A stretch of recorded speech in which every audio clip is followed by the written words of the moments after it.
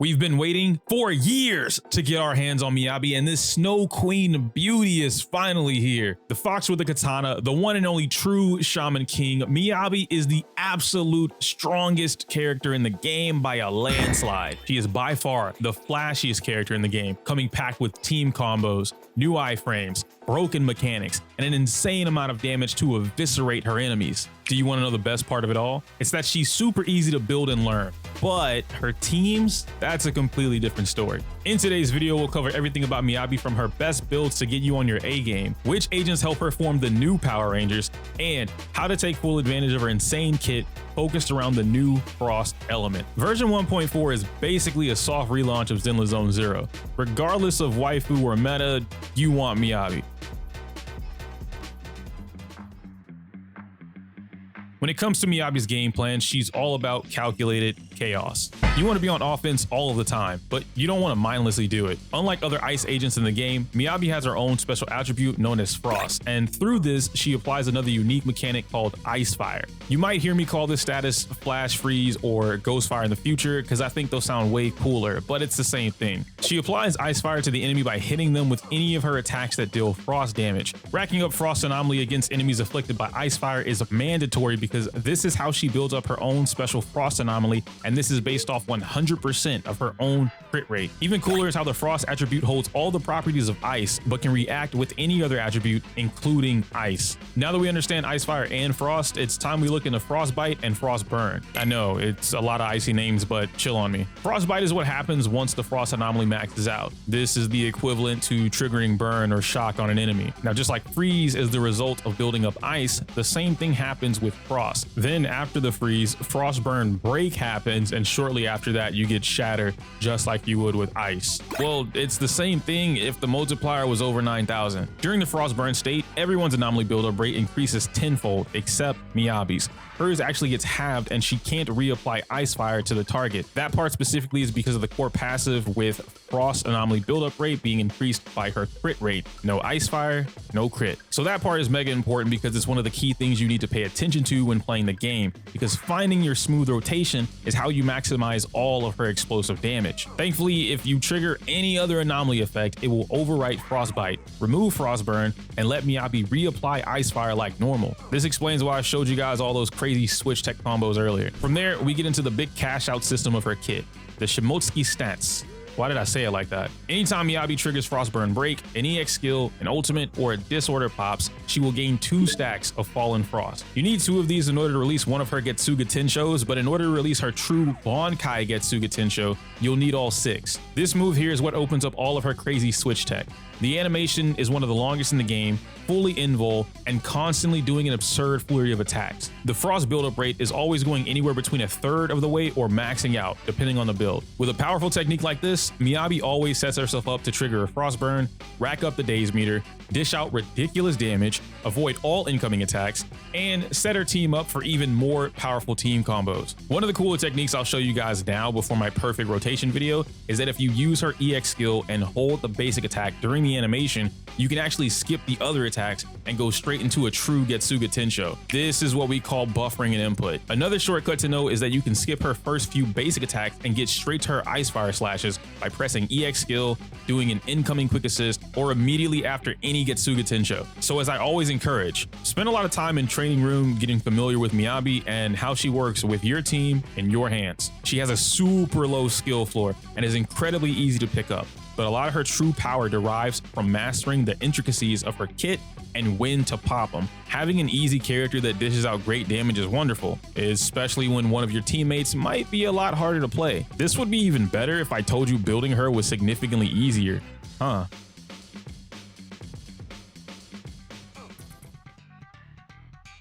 Similarly to her kit, Miyabi's gear is also pretty simple to get into. Her W engine, Hellstorm Shrine, was made just for her.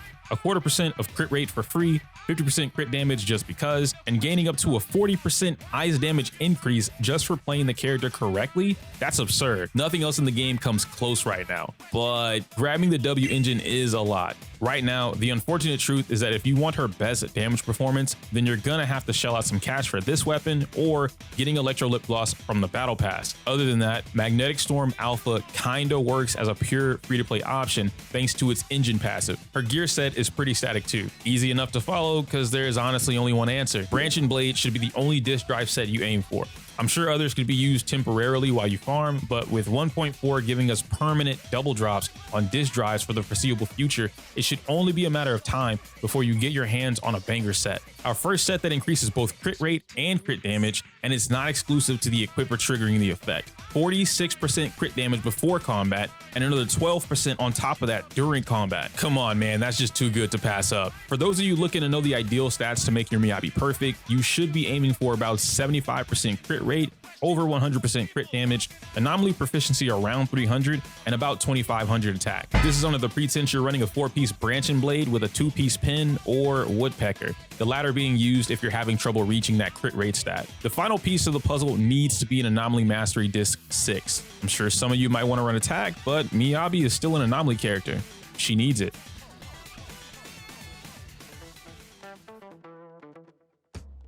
You guys know the drill, you don't need these, but if you do happen to get them, spare some for your boy. Miyabi's M1 makes her more selfish. In exchange for these debuffs right here, she gains raw damage specifically for herself. So while, yeah, these stat boosts and defense shred look amazing, you're essentially changing her from a team player to a leader. Those debuffs are huge for the team because this unique disorder pop is taking that multiplier from her Frostburn state, not the regular stuff. So you're essentially going from the strongest disorder in the game to one of the lowest. And for what? In short, M1 nerfs any disorder-based comps, but buffs raw damage and hyper carry. After that, M2 is more than likely where I'd stop grabbing copies of her if I had a choice. The extra damage on her basic attack, dodge counter, and gaining a point of Fallen Frost after every 5th basic attack is nice, but what's really important here is her immediately getting full Shimotsuki stacks and a free 15% crit rate every time she hits the battlefield. You know how ridiculous that is? With all of the important stuff out of the way, it's time we got into some fun. A lot of what I tested wasn't really about who gave her the most damage since, yeah, I mean, she kind of does all that on her own and then some. Instead, what I put most of my focus into was which teams were her best in slot, most effective, and hyper carry. Best in slot means the units on this team are irreplaceable. Everyone on this team performs at their highest caliber, helps each other passively through combat, and serves a purpose other than purely existing on the team for one agent's benefit. Most effective is, on average, the strongest team for all forms of content. It excels at destroying single target bosses, shutting down mechanics, and absolutely fucks on everything. Then there's hyper carry, which is, well, it's hyper carry. You're funneling everything you have on this team into a single point, Miyabi, and mega buffing her to all links in order to slam on whatever's in your face as hard as possible. Miyabi is an outstanding DPS character that honestly doesn't struggle finding a place on a team. It's more like the reverse effect. The difficult part was figuring out how any given character would comfortably pilot alongside Miyabi without interfering with what she or they wanted. Typically, newer players gravitate toward the hyper carry comp, so I don't mind starting with that. Miyabi, Lycan, Sokaku, or Lighter and Lucy will be your go-to teams for this hyper carry. Mono Ice is of course the first thought, and something about this team that I was questioning myself before getting access to the server was how Frost and Ice would work together. Funnily enough, both function as their own separate freezes, giving Miyabi the disorders she wants. Lycan is your go-to stunner, bringing both Ice Shred, Anomaly build-up, and a bit of damage depending on your build.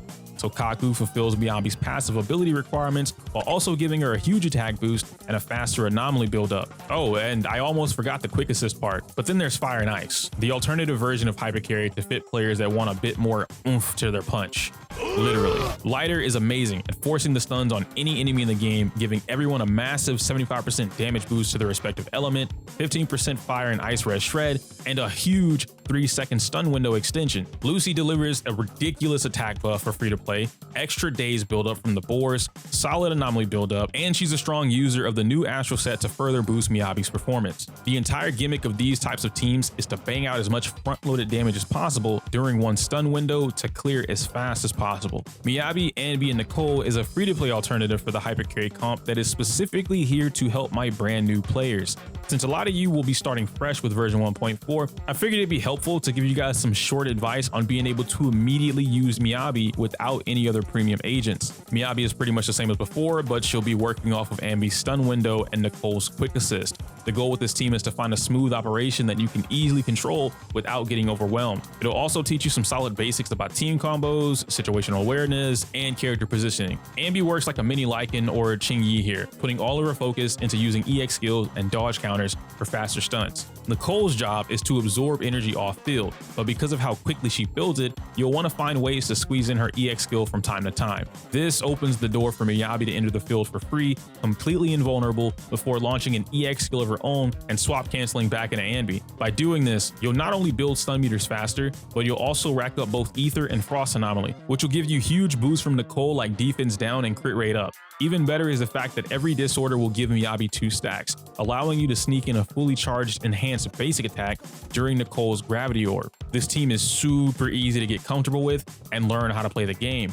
That's the important part. Miyabi, Seth, Yanagi is after that, has the most tech, and is the most effective for her. This team works similarly to the Jane and Yanagi team I showed you guys last month, but needs to focus on using Miyabi's ice attacks more situationally. What you want to do is utilize Miyabi's EX skill a lot to snipe freezes on the enemies to keep them immobilized. Yanagi gives Miyabi instant stacks with every double disorder you pop, which then allows her to keep dishing out enhanced basic attacks with 30% ice res and dishing out damage without ever needing a stun. Her basic attack 5 has an auto parry that essentially lets you mash your way to freedom in any given scenario, and ultimately Miyabi gets a 54% total all damage boost from this team being put together properly. 24% from 4-piece Astral, 12% from the swing jazz that Yanagi is going to carry, and then 18% from Caesar's engine. Just like before, Burst Yanagi is still ridiculous thanks to using the swing jazz set. Sitting in the back allows her to build up energy for free so that she always has an EX skill to dish out after Miyabi pops a Frostburn. The two of them work incredibly well off of each other thanks to their mechanics,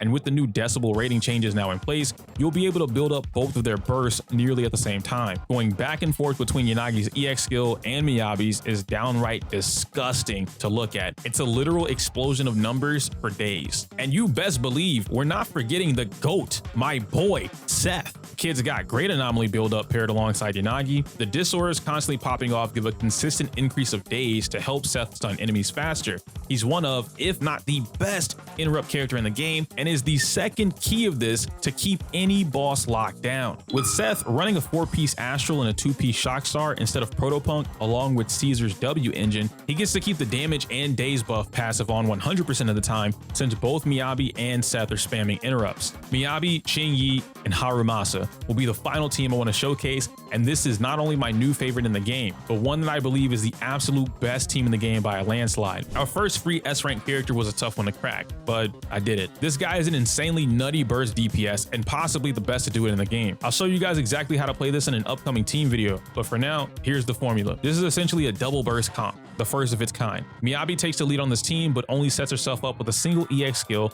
so she has 3 stacks under her belt before Ching-Yi takes over. And then speaking of Ching-Yi, she's a literal monster, an agent that we haven't talked about in quite some time. This woman stuns anything in literal seconds, helps build electric anomaly extremely well thanks to her flurry of attacks, has the highest stun damage multiplier in the game, which pairs too well with freeze, and the new decibel rating change is crazy beneficial to her on the team. Once you quickly get the stun, that's when the party starts with Miyabi and Harumasa. Miyabi will be the one that needs to start the chain attack though, not Ching-Yi. This setup is more detailed than most comps because Miyabi needs to adapt to the situation. The team rotation itself isn't 100% static, but it's consistent enough that you can practice and adjust. The timing on when you proc the disorder is insanely important, and you need to get rid of Frostburn with another disorder so Miyabi can build Frost Anomaly back up easily. Otherwise, the build-up rate is halved and it's practically as bad as Harumasa. Speaking of which, this guy is a high execution equals high reward type of character, and on this team, the reward is insane. In order to do that, you need to take advantage of his attack buffer windows to make your combos seamless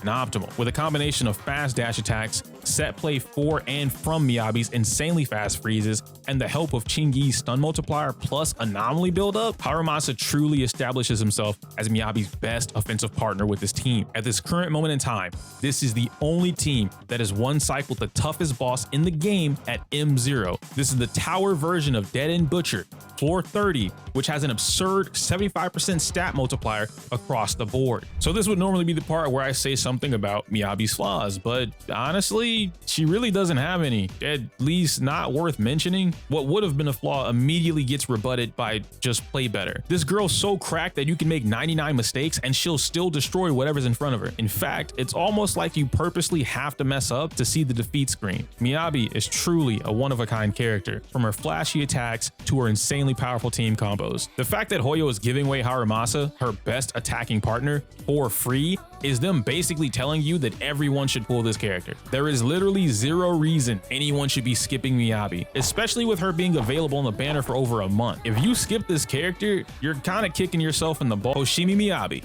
earns a deadly slice of 5 out of 5.